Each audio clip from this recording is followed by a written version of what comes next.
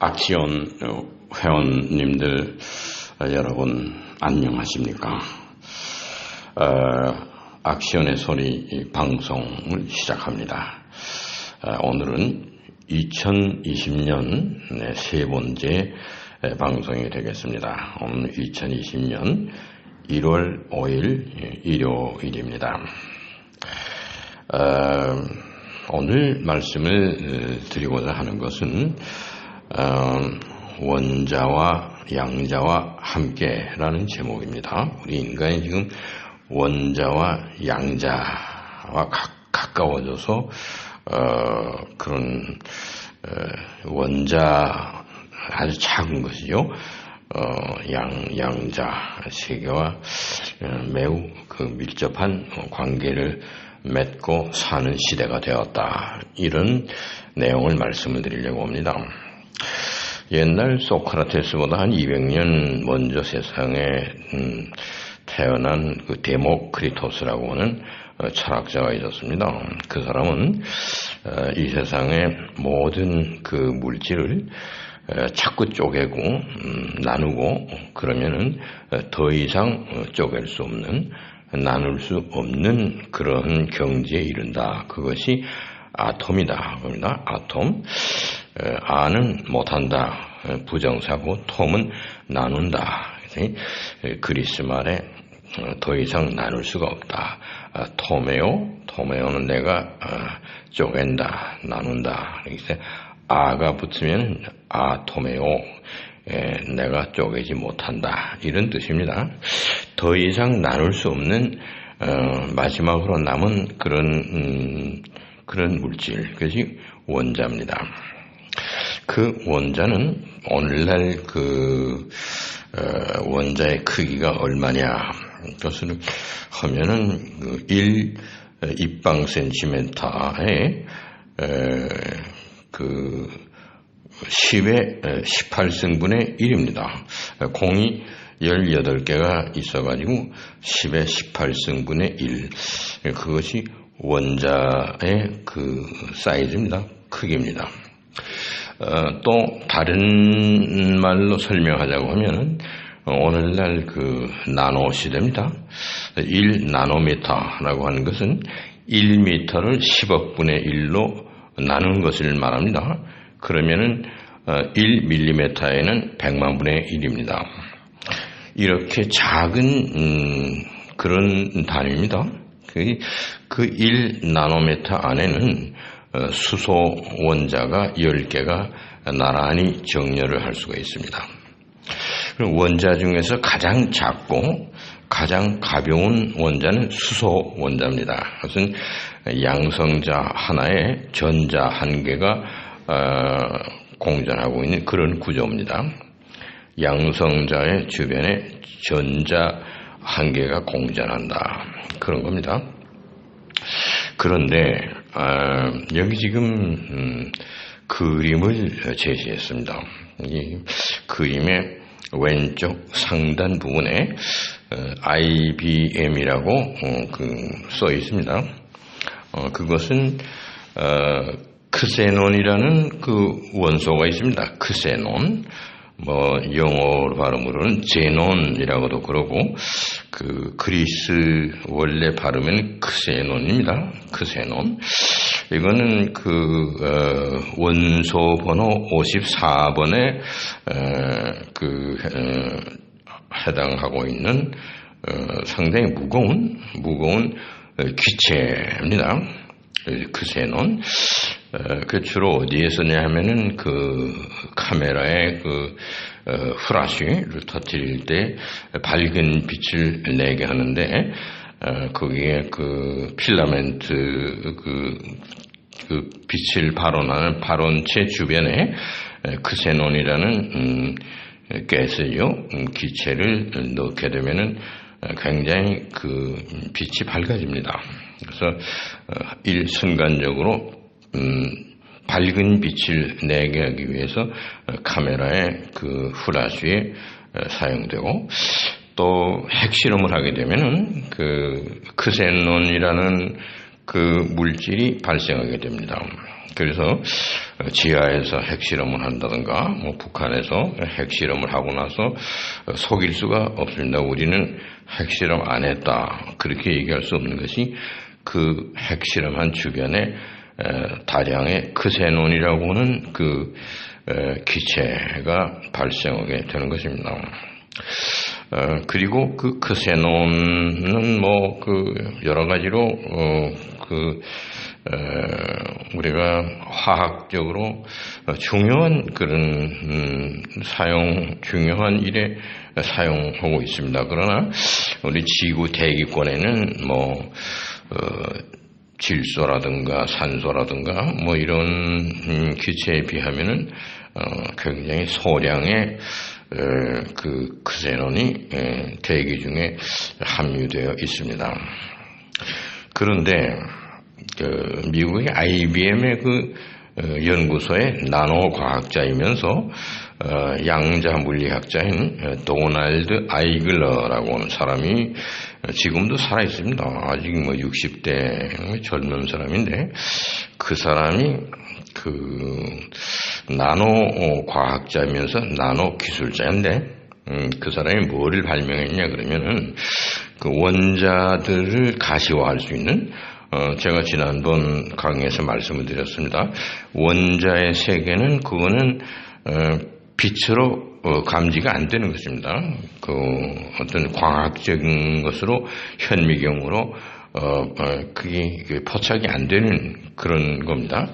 그래서 그것을 그 아토믹 포스 스캐닝 터널링 마이크로스코프이다. 그래서 원자의 힘, 원자력을 스캐닝하고 더듬어서 그거를 특수한 터널로 보내면서 그 터널 안에서 가시화하는 것입니다. 디지털라이즈해서 가시화해서 모니터에다가 그려내는 겁니다.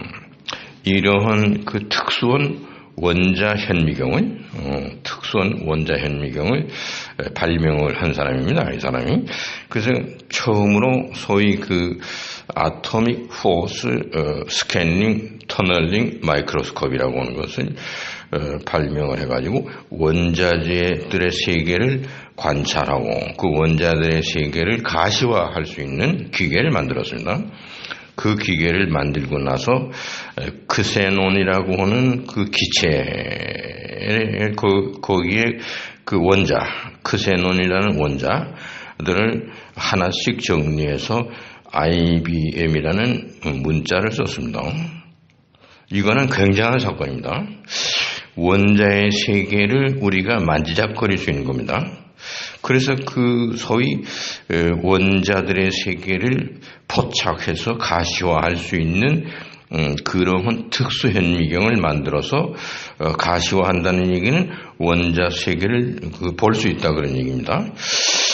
그러면서 그 원자들을 자극할 수 있는 매니플레이터를 또 제작했습니다. 그 원자들에게 자극을 하는 거, 그것은 나노 포토닉스라고 합니다. 그 빛을 나노 사이즈의 나노 스케일에다가 그 포톤을 보내게 되면은 그 원자들을 움직일 수 있습니다. 그렇게 해서 원자들을 나란히 그 수직으로 정렬시켜서 I라는 문자를 만들고 그 다음에 또 B라고 하는 문자를 쓰고 옆에 M이라는 거로 해서 IBM, 이것은 48개의 크세논의 원자를 가지고 정렬해서 만들었습니다.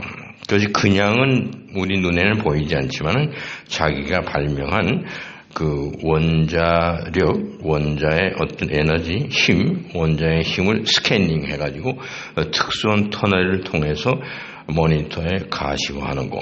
그래서 아토믹 포스 스캐닝 터널링 마이크로스코프이라는 거를 이 사람이 그 발명했는데, 그것만 발명한 게 아니고 그 원자들을 자극시켜서 움직일 수 있는 원자 한 개 한 개를 움직일 수 있는 그러한 매니플레이터까지 발명했습니다.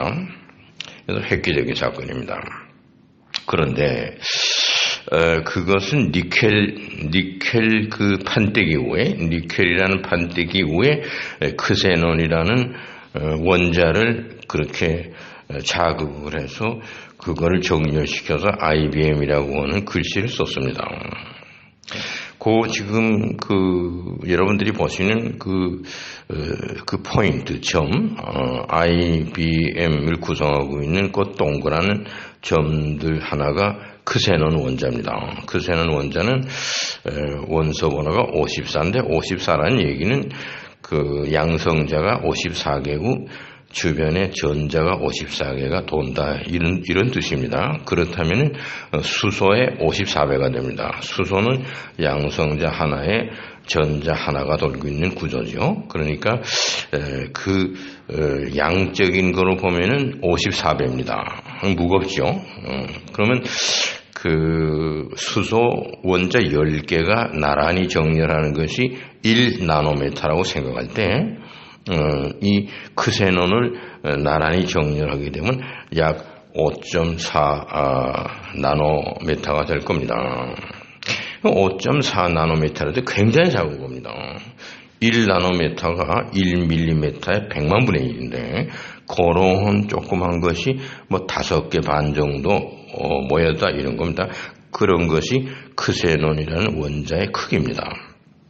그런 작은 것을 자극을 시켜서 정렬해서 IBM이라는 글씨를 만들었다. 글씨를 썼다 그런 겁니다. 그 원자의 세계에다가. 이건 아주 굉장히 놀라운 사건입니다. 그 다음에 그 아래 역시 도널드 아이글러라고 하는 사람이 구리판 위에 카파지요. CEU입니다. 구리판 위에 철은 원소 번호 26번입니다. 그 얘기는 양성자가 26개고 전자가 26개가 돈다. 그런 구조입니다. 그 FE 철의 원자를 하나씩 다 정렬해서 한문으로 원자라고 썼습니다. 그것이 이 그림의 왼쪽의 하단 부분입니다. 붉은 색깔로 쓴 거는 그 철의 원자입니다. FE 철의 원자. 그 원자 한 개씩 해서 한문 글씨를 썼습니다. 원자라고 썼는데 구리판 위에다가 그 원자들을 그렇게 정렬시켜서 한문으로 썼습니다. 그 다음에 오른쪽에는 그 원자 세계보다 더 작은 것이 양자입니다. 퀀텀입니다. 퀀텀 세계에 가가지고 그게 입체적으로 보이는 그런 구조물을 조각을 퀀텀 세계에다가 아주 조각을 한 겁니다. 무슨 둥그런 무슨 캐슬 성처럼 생긴 것을 조각을 하고 그 가운데에는 아주 작은 미립자는 전자를 하나 중간에 놓고 주변에는 전부 퀀텀의 그 작은 물질로 모아서 이것도 그 매니플레이터 퀀텀 매니플레이터입니다. 그걸 가지고 퀀텀의 그 아주 굉장히 작은 거, 그건 원자보다도 더 작은 물질입니다. 퀀텀은 원자보다 작은 겁니다.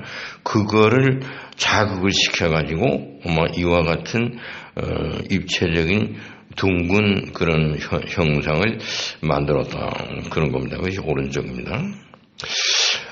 이러한 그림을 여러분들에게 제가 제시하는 이유는 지금이 오늘날 과학이 어느 수준까지 갔느냐 이것을 하나의 그 사실로서 팩트로서 여러분 앞에 설명을 드리고자 하는 것입니다. 이것이 원자를 한 개씩 따로따로 그것을 취급할 수 있고 또 원자보다 더 작은 물질인 퀀텀도 그와 같이 따로따로 취급해서 무슨 그림도 그리고 무슨 그런 그 퀀텀 세계의 어떤 입체적인 형체를 만들어내기도 하고 그런 겁니다. 원자 세계보다 더 작은 세계입니다. 퀀텀의 세계는. 그러면 지금 그 원자 세계를 가시화할 수 있는 특수한 원자 현미경, 또 퀀텀 세계에 있는 것을 가시화할 수 있는 특수한 퀀툼 현미경 이런 것을 이 도널드 아이글러라는 사람이 발명했습니다. 그래서 지금 그 사람은 원자들의 세계와 양자들의 세계에서 그 원자와 양자들과 함께 노는 친구가 된 이러한 입장에 있습니다. 이게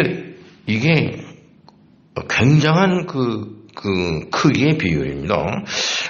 대우주, 굉장히 큰 우주와 굉장히 작은 우주의 비율과 마찬가지입니다.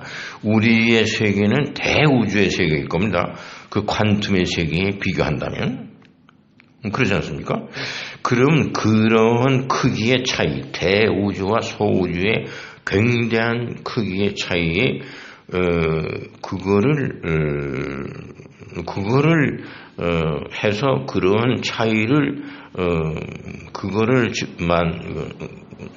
가지고 그런 차이 속에서 그런 공간적인 굉장한 차이 속에서 원자들의 세계, 원자를 하나씩 만지작거리고 또 원자보다 더 작은 퀀툼 그것도 또 만지작거리고 이렇게 해서 무슨 글씨도 쓰고 뭐 구조물도 만들고 그림도 그리고 이러한 것이 가능하다 그런 겁니다.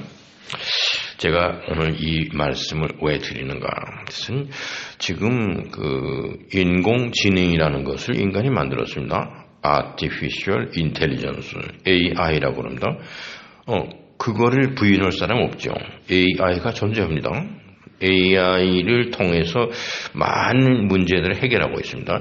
인간이 다 한순간에 해결 못하는 굉장히 많은 양의 업무를 사람 손이나 사람의 두뇌로 못합니다. 그 AI가 합니다. 인공지능이 사람의 일을 대신하고 있습니다. 지금 이러한 것이 더 발전하면은 무의식 세계에 있는 식물인간으로 된 인간에게 의식이라는 거를 그걸 생각하고 뭘 느끼고 하는 의식이라는 거를 그거는 양자세계입니다. 양자세계. 의식이라는 것도 그 양자의 작은 물질의 그런 상호작용입니다. 그거를 손을 대서 이 도널드 아이글러 박사처럼 양자의 세계에서 무엇인가 만들어내는 걸 하게 되면은 인공의식, artificial consciousness 이런 걸 그런 걸 만들 수 있을 것이다. 근데 이런 확신을 가지고 있습니다. 또 더 나아가서는 인공으로 영혼을 만들 수 있을 것이다. artificial soul입니다. 인공 영혼입니다. 이런 걸 만드는 것이 가능하지 않겠는가? 지금 우리가 그런 시대에 살고 있다 하는 것을 입증하기 위해서 이 그림을 여러분들 앞에 제시하는 겁니다.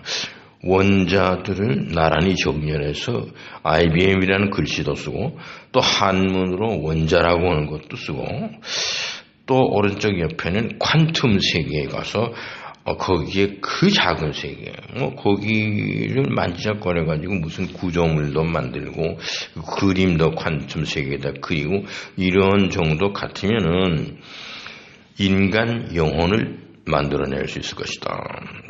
인간 영혼을 구성하고 있는 작은 악시온이라고 하는 물질이 있습니다. 그것이 밀입자입니다. 그 악시온이 모여서 영혼이 되는 겁니다. 그 악시온이라는 것은 양자 세계에 있는 물질입니다. 그 사이즈가 너무나 작아서 이거는 원자보다도 작은 사이즈이기 때문에 이것은 양자의 세계에 존재하는 것입니다. 양자 물리학과 양자 역학을 가지고 이 악시온들의 상호작용을 그를 가능케 할 수가 있는 것입니다. 그러면은 악시온이라고 하는 물질만 우리가 구할 수 있으면 지금 도널드 아이글러 박사가 만들어 놓은 것처럼 퀀텀 세계에서 양자의 세계에서 무엇인가를 구조물을 만들 수 있는 겁니다. 그러면 악시온이라는 거는 어디서 우리가 얻을 수 있냐? 이거는 암흑의 물질 중에 더운 암흑의 물질이 있고 차가운 암흑의 물질이 있습니다. 암흑의 물질은 우주에 굉장히 많습니다. 우리가 세일 수 없이 많다고 하는 별들이 우주 전체 공간에서 4%밖에 안 되는 겁니다. 그런데 암흑의 물질은 26%입니다. 그러니까 우리가 그 암흑의 물질을 알 수도 없고 우리가 그걸 연구할 수 없는 정말 암흑의 물질인데 그게 굉장히 많은 겁니다. 우주에. 그 많은 암흑의 물질 중에 더운 다크 매터, 헛 다크 매터, HDM입니다. 그 다음엔 콜드 다크 매터, 차가운 암흑의 물질입니다. CDM입니다. 이 악시온이라고 하는 것은 차가운 암흑의 물질, 콜드 다크 매터와 서로 상호작용을 합니다. 그래서 암흑의 물질이 많이 있는 장소에서 우리는 악시온을 채취할 수가 있습니다. 만일에 그 금메달을 받은 그 올림픽 선수가 금메달을 잊어버렸다. 그러면은 금방에 가서 금이라는 자료를 사가지고 그 금메달 생긴 것을 사진을 찍어둔 게 있으면 똑같이 그 형틀만 가지고 있으면은 금메달을 만들어낼 수 있는 거 아닙니까? 마찬가지입니다. 물질에 해당하는 악시온, 매티리얼입니다. 그거는 암흑의 물질 다크매터 중에서 차가운 거, 콜드 다크매터에 거기에서 채취할 수 있습니다. 악시온을. 양자의 세계에 존재하는 물질입니다. 그것을 채취해서 우리 영혼의 틀이 있습니다. 틀. 그 영혼의 틀, 요 다음번 강의에 말씀드리려고 그러는데, 영혼의 틀을, 우리가 가지고만 있다면, 그 틀에다가 악시온을 넣으면, 영혼을 만들 수 있습니다. 그러니까 인공 영혼입니다. 인공 영혼. 그것이 그 영혼의 틀이라고 하는 것이 뭐냐 하면은 디바인, 신적인 디바인 게오메트리라고 하는 거, 그런 게 있습니다. 육각형의 형체가 많이 모여서 원형을 이루고 있는 아주 옛날부터 아주 상당히 오래전부터 우리에게 전해오는 그런 창조의 틀이라고도 말합니다. 형태입니다. 창조가 하나님께서 이러한 틀을 가지고서 창조하셨다. 우리 영혼도 그 틀에 의해서 만들어졌다. 그겁니다. 그 영혼의 틀에다가 악시온을 주입하게 되면은 영혼을 우리가 만들어낼 수 있는 겁니다. 그런 작업을 이 도널드 아이글러 같은 사람 같으면 할 수 있습니다. 그래서 퀀텀 세계, 양자 세계의 물질들을 가지고 매니플레이션 할 수 있는 능력을 가진 사람입니다. 그래서 제가 오늘 말씀드린 것은 원자와 양자와 함께 노는 시대가 됐다. 그러니까 원자를 우리가 만질 수 있고 퀀텀 양자도 만질 수 있고 그거를 움직여서 글씨도 쓸 수 있고 그림도 그릴 수 있고 한문 글씨도 쓰고 또는 입체적인 소위 3D입니다. 3D 그런 구조물도 조각을 할 수 있고 양자 세계에서 양자 퀀텀의 세계에서 그렇게 하는 겁니다. 이러한 실력이 있다고 그러면은 그 양자 세계에 있는 악시온들을 모아가지고 영혼의 틀만 우리가 알면 그 틀에다가 악시온을 옮겨 놓으면 영혼을 우리가 만들어낼 수 있는 겁니다. 인조 영혼이다. artificial soul이다. 이런 걸 만들 수 있다. 그런 얘기입니다. 지금 과학이 거기까지 갔습니다. 여러분, 옛날 원시인들은 천둥 번개가 쳐도 하나님이 진노하셨다. 그래가지고 무서워했습니다. 그런데 과학적인 지식이 있으면 그 천둥 번개가 치는 이유를 우리가 알지 않습니까? 또 신앙인들이 얘기하는 것은 하나님의 뜻에 어긋나는 건 죄악이다 그러는데 에덴 동산에 각종 그 짐승들이 창조되었다. 그 자기 있는 그대로 창조되었다. 창세기에 기록되어 있습니다. 물속에 사는 물고기는 물고기대로, 또 공중을 나는 새는 새대로, 육지에 기어다니는 것은 기어다니는 것대로 그 들짐승들을 하나님께서 있는 그대로를 창조하셨다. 그런 겁니다. 그러면 하나님의 뜻은 물속에 사는 물고기는 물속에서만 살아라. 그런 거 아닙니까? 그건 육지로 나오지 말라 그겁니다. 육지에 사는 그런 동물은 또 물속에 들어가지 말라. 그런 거 아닙니까? 또 공중을 나는 새입니다. 공중을 나는 새는 날아다닙니다. 근데 육지에 기어다니는 짐승이 날아다닐 수 없도록 날개가 없습니다. 이렇게 하나님이 창조하신 거 아닙니까? 그럼 우리 인간이 새들보다 비행기를 만들어서 더 높이 올라가서 날아다닙니다. 비행기를 타고. 이 자체는 하나님의 섭리나 하나님의 그 창조하신 그 뜻에 어긋나는 거죠. 그런 거를 비행기를 만들어서 새처럼 날아다니면 안 되는 존재가 새보다 더 높이, 독수리보다 더 높이 날아다닌다. 그겁니다. 또 뭐 잠수함을 만들어 가지고 뭐 물속에 들어가서 또 왔다 갔다 합니다. 그런 배를 만들어서 이것도 물속에 너는 살지 말고 육지에 살아라 이런 건데, 어떤 동물은 또 물묻 동물도 있습니다. 물속에도 살고 육지에서 나와 살고. 하나님이 창조하신 그대로만 살아야 된다 하면은 우리 인간이 지금 사는 모습은 하나님의 뜻에 어긋나는 겁니다. 비행기를 타고 다녀도 안 되는 겁니다. 날아다니면 안 되는 거죠. 새들만 날아다니라고 하나님이 만드셨는데, 이렇게 하나님의 뜻을 생각하는 시대가 아닙니다, 지금은. 그래서 창세기에 있는 것 그대로 되지 않으면 그는 하나님의 명령을 거역하는 것이다. 이렇게 생각할 수 없는 시대에 살고 있는 것입니다. 그래서 양자 물리학이라든가 양자 역학은 그거는 하나님의 그 과학입니다. 신적인 divine science입니다. 우리 몸 안에서 일어나는 소화작용이라든지 무슨 그런 우리 몸에서 일어나는 일체의 그 작용은 양자 물리학입니다. 양자 물리학.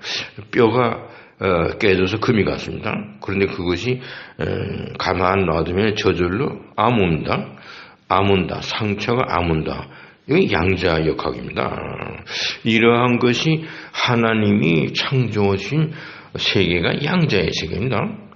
그 양자의 세계의 비밀을 우리 인간이 알아내서 양자 세계에서 우리가 무슨 구조물도 만들 수 있고 그림도 그릴 수 있고 거기다 글씨도 쓸 수 있고 이러한 재주가 있다고 하면은 그 양자 세계에서 활동하고 있는 영혼, 이거를 우리 인간이 만들어낼 수 있다. 그런 것이 제가 확신하는 바입니다. 그래서 지금 2020년이 돼서 악시온의 방송, 이것을 지금 네 번째 여러분 앞에 강의하는 거, 인간이 지금 어떤 시대냐, 원자와 양자와 함께하는 그런 시대다. 원자를 마음대로 만지고 움직일 수 있고, 그 개별적으로 원자 한 개, 두 개는 또 양자라고 하는 원자보다 더 작은 것을 또 그렇게 할 수 있고, 이러한 시대에 살기 때문에 인공지능, 그 다음에 더 나아가서 인공의식, 또 더 나아가서 인공영혼, 이런 거를 만들 수 있는 그런 시대가 되었다. 이런 말씀입니다. 그렇다면 사람이 죽었어요.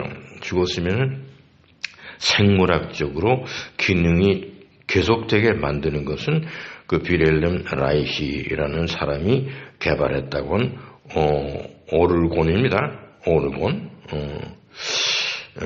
ORGON, 그 오르곤을 몸에다 주입하면은 미생물이 침투해서 원소 분해를 못합니다. 그리고 심장도 작동하고 그 혈액 순환도 작동하고 이렇게 해서 몸의 그 생물학적인 기능이 원활히 정상적으로 작동합니다. 다만 의식이 없습니다. 식물인간이죠. 의식이 없습니다. 이러한 상태는 우리가 빈번히 볼 수 있습니다. 또 죽은 사람에게 오르곤을 주사하면 그런 상태로 만들 수도 있습니다. 우리가 거기에다가 인공 영혼을 주입하게 되면 다시 인간은 살아나는 겁니다. 소생하는 겁니다. 그리고 그것이 예수님처럼 부활하는 경지입니다. 지금 이러한 시대에서 과학이 지금 앞으로 뭐를 할 것이냐 이런 것을 내다보는 의미에서 지금 2020년에 악지원의 설이 강의를 계속하고 있는 것입니다. 오늘 강의는 여기에서 마칩니다. 감사합니다.